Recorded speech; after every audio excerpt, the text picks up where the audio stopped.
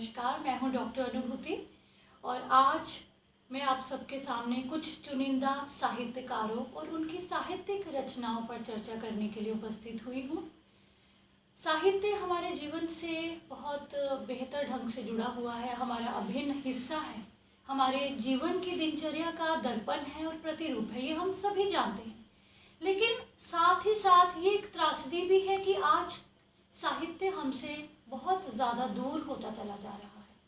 तो क्यों ना इन साहित्यिक रचनाओं के जरिए अपनी जिंदगी में फिर से झांका जाए। लेकिन आगे की ओर बढ़ने से पहले मैं चाहूँगी, मेरी गुजारिश है आप सबसे कि आप मेरे इस YouTube चैनल को सब्सक्राइब करें, लाइक करें, शेयर करें और बेल आइकन को ज़रूर प्रेस करें ताकि समय समय पर आपको नोटिफिकेशंस मिलती रहें। तो चलिए हम आगे बढ़ते हैं। जैसा मैंने आपसे कहा कि हम साहित्य की ओर थोड़ा और बढ़ेंगे, साहित्य को और महसूस करेंगे ध्यान से। तो सबसे पहले आज मैं अमृता प्रीतम द्वारा लिखित एक किताब, एक उनका बहुत ही प्यारा उपन्यास है मन मिर्ज़ा तन साहिबा, उसके बारे में थोड़ा आपसे चर्चा करना चाहूँगी। मैं जब थोड़ा पढ़ रही थी अच्छे से तो मैंने ये महसूस किया कि कुछ अल्फाज बहुत ही खूबसूरत हैं। मैं आपसे उन अल्फाजों को साझा करना चाहूँगी।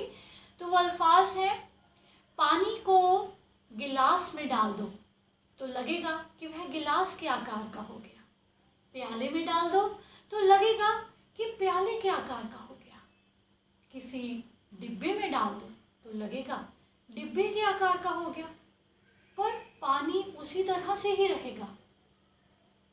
मन की यह अवस्था हो जाए तो गृहस्थ और सन्यास केवल बर्तन रह जाएंगे। मन मस्तक अगर पानी का नसीब पाले तो किसी बर्तन में पड़कर भी उसका सच नहीं बदलेगा। कितनी ही प्यारी और गहरी बात कही है अमृता प्रीतम जी ने कि मन को अगर हम साध लें तो मन हमारा किसी भी अवस्था में क्यों ना हो, वो बेअसर रहेगा, वो एकदम साधित रहेगा, सरल रहेगा, निश्चल रहेगा।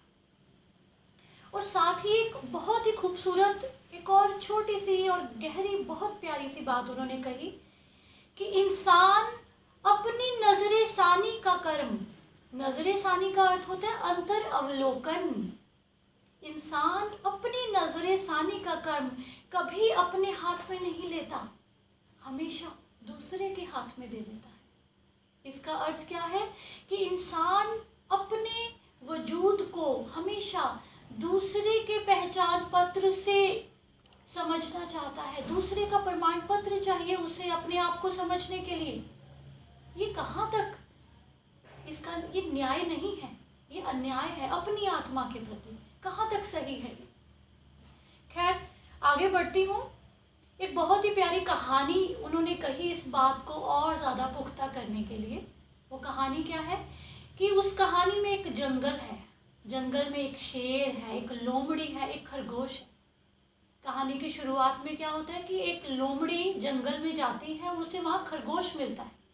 खरगोश को देखकर वो क्या कहती है कि तुम मुझे बड़ी किस्मत से मिले हो, तुम्हारा गोश्त बड़ा लजीज है और मैं आज तुम्हें आज खा जाऊंगी।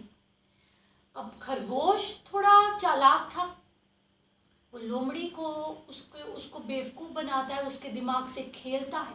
वो उसे कहता है कि मुझे तो नहीं पता कि मेरा जो गोश्त है वो लजीज है कि नहीं है, लेकिन तुम लोमड़ी हो, इसका क्या प्रमाण है? पहले तुम अपना पहचान पत्र लेकर आओ, प्रमाण पत्र लेकर आओ कि तुम लोमड़ी हो। लोमड़ी एकदम हैरान हो जाती है कि ये क्या बात, उसने तो पहली दफा ऐसी बात सुनी कि ऐसा कैसे संभव है कि मैं अपने वजूद का प्रमाण पत्र किसी और से लेकर आऊं। लेकिन फिर भी वो पूछती है कि मैं ऐसा कैसे करूं, कहाँ इसका प्रमाण पत्र, किसका प्रमाण पत्र चाहिए तुम्हें? तो खरगोश बोलता है तुम अपने राजा के पास जाओ, जंगल के राजा शेर के पास जाओ, शेर तुम्हें प्रमाण पत्र देगा। लोमड़ी बड़ी हैरान जाती है, फिर भी शेर के पास कहती है कि ऐसे करके एक जंगल में मुझे एक खरगोश मिला है और उसने मुझे ये बोला है। तो अजीब तर्क है। शेर बड़ी जोर से हंसता है, कहता है अच्छा तो अब ये बीमारी, ये महामारी हमारे जंगल में भी आ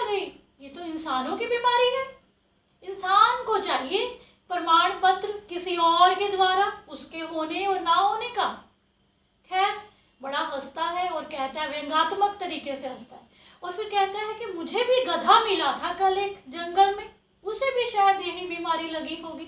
खैर कोई बात नहीं, मैं अपनी कहानी बाद में कहूँगा, तुम ये प्रमाण पत्र ले जाओ और जाकर दिखा दो खरगोश को। अब वो खरगोश को दिखा देती है प्रमाण पत्र।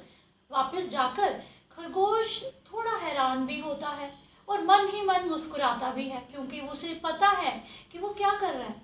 वो कहीं ना कहीं लोमड़ी के दिमाग से खेल रहा है, उसे बेवकूफ़ बना रहा है। तो वापस उसको बोलता है कि अच्छा ठीक है, थोड़ी रोशनी कम है, मैं ऐसा करता हूँ, थोड़ा दूसरे पेड़ की तरफ जाता हूँ, वहाँ रोशनी ज़्यादा है। ऐसे कह के वो दूसरे पेड़ की ओर जाता है और बोलता है कि मैं वहाँ जाकर ये प्रमाण पत्र पढ़ूंगा। अब लोमड़ी को क्या पता कि खरगोश वहाँ एक बिल के अंदर घुस जाएगा। खरगोश देखता है कि एक बिल है और वो वहाँ घुस जाता है अपनी जान बचाने के लिए। अब लोमड़ी तो फिर परेशान कि बताओ, मैंने तो अपना प्रमाण पत्र भी दे दिया, पहचान पत्र भी दे दिया, अब फिर भी कोई फायदा नहीं। वो फिर वापस जाती है रोती रोती राजा के पास, जंगल के राजा शेर के पास, और बोलती है कि भाई राजा जी, आपने जो सनद दिया, जो सबूत दिया, मुझे तो उसका भी कोई फायदा नहीं हुआ। शेर फिर बड़ी जोर से हंसता है और फिर कहता है कि तुम जानती हो कल मेरे साथ क्या हुआ था? जो मुझे गधा मिला था, जो मुझसे मेरा प्रमाण पत्र मांग रहा था, पहचान पत्र मांग रहा था कि किसी और का प्रमाण पत्र लाओ कि तुम राजा हो, तुम शेर हो, मालूम है मैंने उसके साथ क्या किया? मैंने उसे खा लिया, क्योंकि उसको खा लेना ही मेरा प्रमाण पत्र था।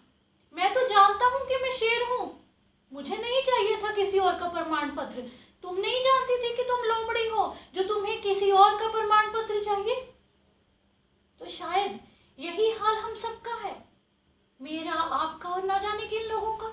हम भी उसी लोमड़ी की तरह हैं जो दूसरों से अपने होने, अपने वजूद के होने का प्रमाण पत्र मांगते हैं। कहानी बहुत बहुत ही ज्यादा साधारण है, सरल है, लेकिन उसका अर्थ कितना ज्यादा गहरा है। खैर, अब बात यहाँ पर आती है कि इस तरह का जो एहसास है वो क्या दर्शाता है? वो दर्शाता है हमारे ही मन में अंधेरे का एहसास। हमारे मन के किसी कोने में बहुत ज्यादा अंधेरा है, तभी शायद हम अपने आप को ही नहीं पहचान पा रहे। इस कहानी से अमृता प्रीतम हमें ये सिखाना चाहती हैं कि अपने मन के अंधेरे को रोशनी की तरफ लेकर जाना है।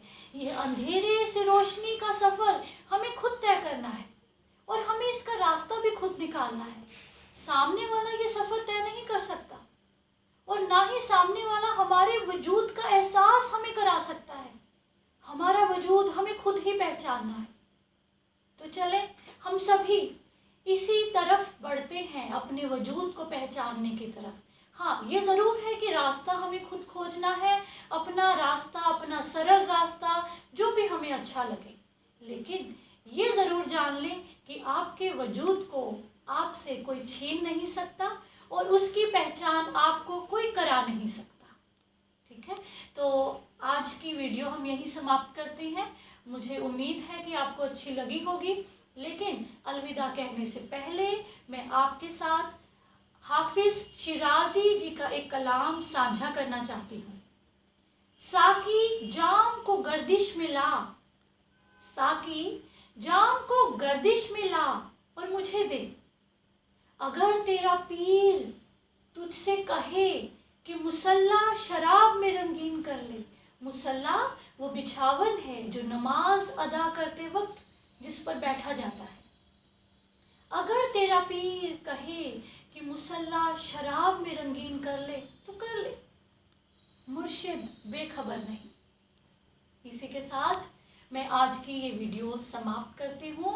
अलविदा, शब्बा खैर, रब राखा।